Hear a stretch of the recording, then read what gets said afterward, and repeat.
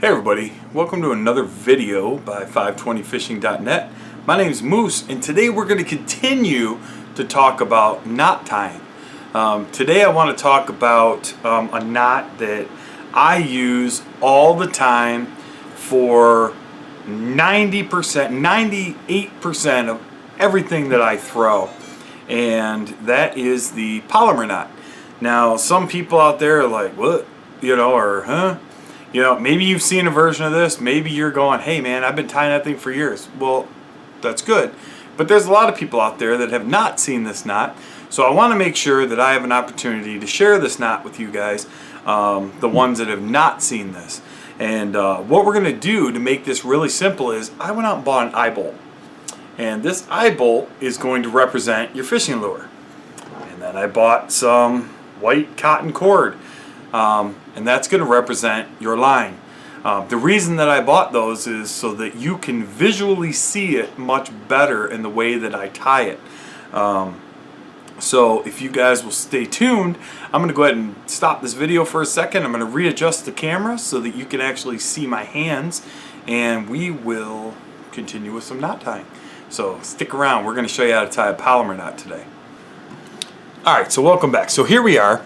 And once again, just like I told you, I just bought an eye bolt, right? This basically is just a representation of an eyelet on a bait. It could be anything, even a spinner bait, where it's just got, like a bent piece in the wire.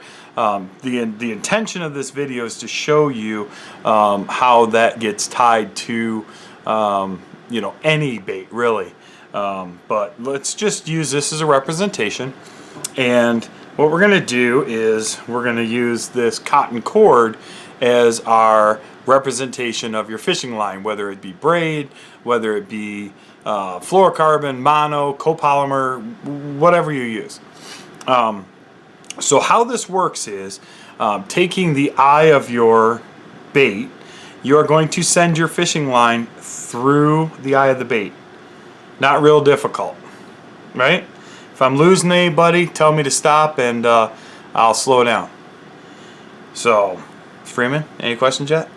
Nope. No questions from Freeman, so we're doing good.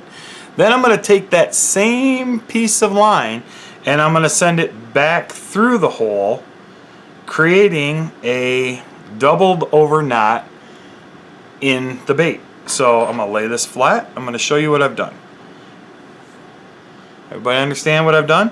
I went through the eye of the hole, came back around, went out the other side of the other hole, or same hole, out the other side. So now I've basically just got a doubled over line. I'm going to take these two pieces of line and I'm going to pretend that they're one piece of line, and I'm just going to simply tie a normal overhand knot. So just like you were tying your shoe to begin, we're just going to tie a standard overhand knot. That's it. Everybody get where I'm at right there? Once again, representation. Now, with this piece of line that came through, before I pull this tight, this is my loop. This was where I initially created the loop. I'm going to take that loop and I'm going to open it up, just like that, and I'm going to send my bait through that hole. Does everybody understand what I'm doing there? So I started out where, let me back it out a little bit. I've tied an overhand knot. I've taken the tag end that's the loop and I've opened it up and I've sent my bait back through that hole. Now at this point is when I generally wet my line. You want to make sure that that line is nice and wet, and I can tell you guys some stories about what happens if you don't wet it.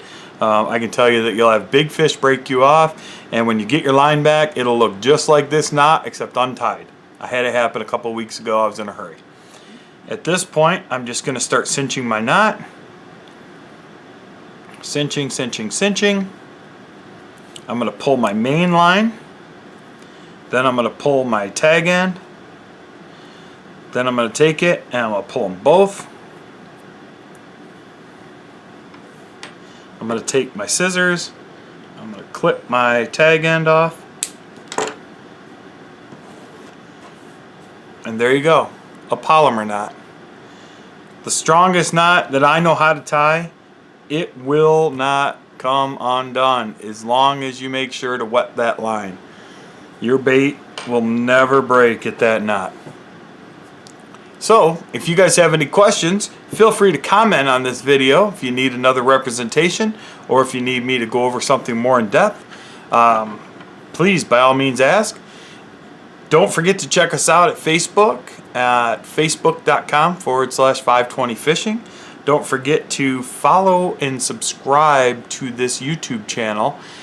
If you like our Facebook page and subscribe to our YouTube channel, you will be automatically entered into all of our giveaways that are going to be coming up in the next couple of weeks here.